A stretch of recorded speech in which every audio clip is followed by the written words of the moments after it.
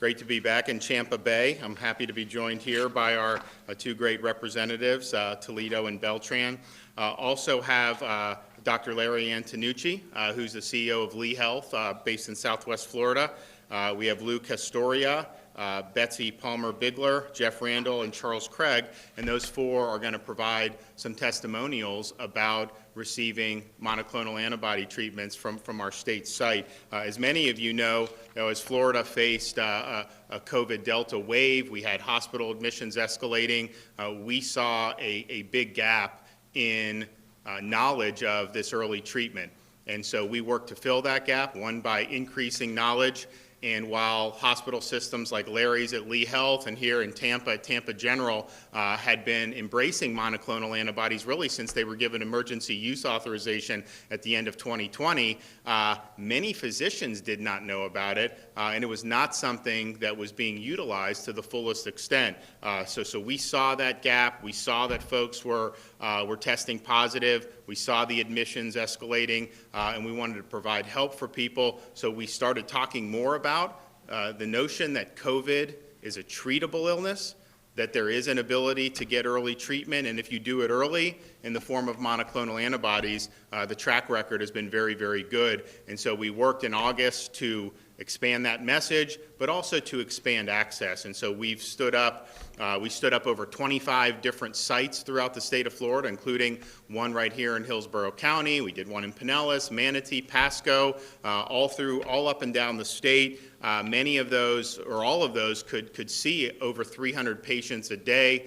We were doing 4,500 patients a day at the peak, and we're able to provide, I think no doubt we've kept thousands and thousands and thousands of people out of the hospital and saved many, many lives. And if you look, since we went and did this, you've seen a huge decline in daily hospital admissions in the state of Florida. The statewide COVID census continues to go down. I think it's gone down 27, 28, 29 days in a row, and we are confident, or we believe that that's going to continue on a positive trend.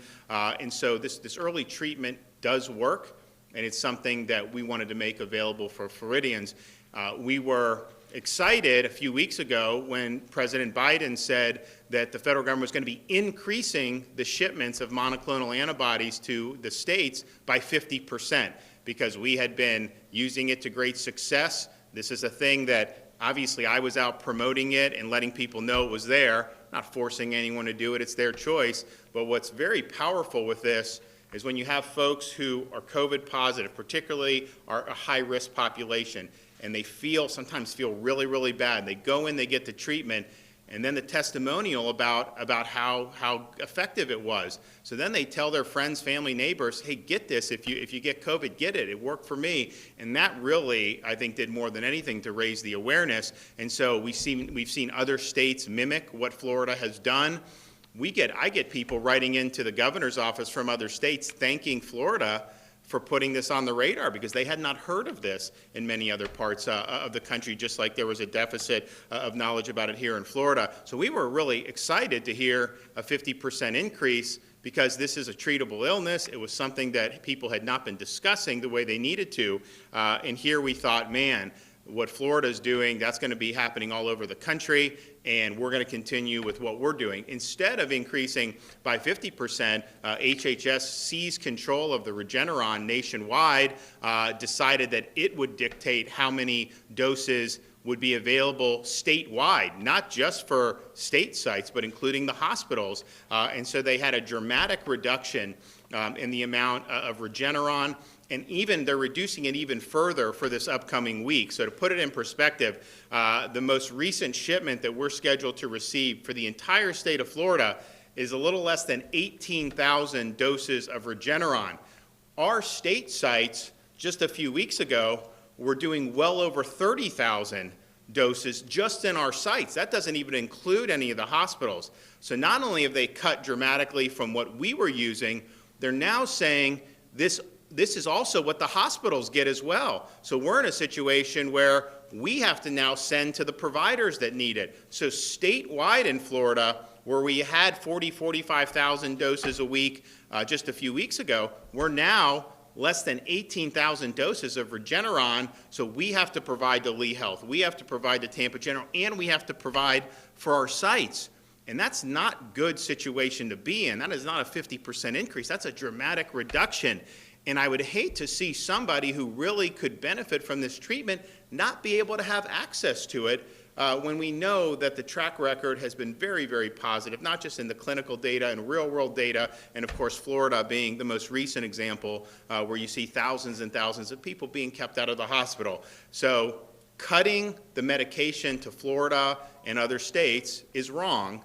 It's not consistent with the promise that was made just a couple weeks ago, and we are going to continue to fight against that. At the same time, I, as governor, have a responsibility to do everything I can to provide help for folks who need it. And so, yes, we have much lower hospital numbers, much lower cases. Everything like that is much better than it was a month ago. But at the same time, COVID doesn't go away. At the same time, we do see people who are vaccinated who've tested positive much more frequently than we had anticipated just 6 months ago. And so we know there's going to be a continuing need to make this early treatment available for folks. And so I'm in some respects, sad that I have to announce, but I am happy that we're not just sitting on our rump. We're making things happen. So the state of Florida has been able to acquire an additional 3,000 doses of the monoclonal antibody sotrovimab, which is manufactured by GlaxoSmithKline. It got emergency use approval just a few months ago. The clinical data that they had was really, really strong. In fact, it was even stronger than Regeneron, and we know Regeneron's been very, very effective in real world. So we're going to be able to use that sotrovimab to bridge some of the gaps that are going to be developing as a result of the Biden administration dramatically cutting medications to the state of Florida. Now, the sotrovimab is an IV only, whereas the Regeneron is approved not just for IV, but also subcutaneous injections. The folks you'll see here who will talk about what they were able to get at our state-supported sites, they all got injections. Injections are easier. It's 4 shots, 2 in the belly, 1 in each arm. They do observe you, just like they would observe when we did vaccines. You want to see if there's a reaction. So they do observe for an hour, but you can go in and get it quicker. The IV takes a little bit longer to administer, and so that will, even though we have these doses, we're going to use them, you're not going to be able to do 320, most likely, doses at a given site. Nevertheless, we're happy to be able to have acquired this. We are going to put it to good use, and we're going to continue with our state sites. At the same time, we may have to be making decisions soon about how many of the sites can remain open. We're making decisions about how many doses each hospital is going to get, and these are not decisions that we should be having to make. Clearly, these are not decisions that would need to be made if they had increased the allotments by 50% instead of dramatically cutting it like they did. But sotrovimab is coming to the state of Florida. We are going to be deploying it, and particularly for our high-risk population, we want them to be able to, as soon as they test positive or as soon as they develop symptoms, to be able to come in and get that early treatment. I think the results have been very good so far, and I anticipate, given how strong the clinical data has been with sotrovimab, I anticipate we're going to continue to see very positive results going forward. Now, I do want to say, as much as it's been good, we've really helped change the narrative nationally by making this available. Many people are interested in this early treatment throughout the country. This has been something that's been being done in Florida really for the whole year. And Larry down at Lee Health has been doing, as I mentioned, I did an event a month or two ago at Tampa General. They were doing the clinic, they were doing some of the experimental treatments even before it got the emergency use. So Florida hospital systems, many of them have embraced this and have had a lot of success with it. We've now really, I think, increased the understanding of it, the public awareness of it, and of course, we've made it easy access. And so, but I want Larry to be able to come up and be able to talk about how they've used it at Lee Health, and I think how they're going to continue to want to be able to draw down supply of these very effective early treatments. So Larry, the floor is yours.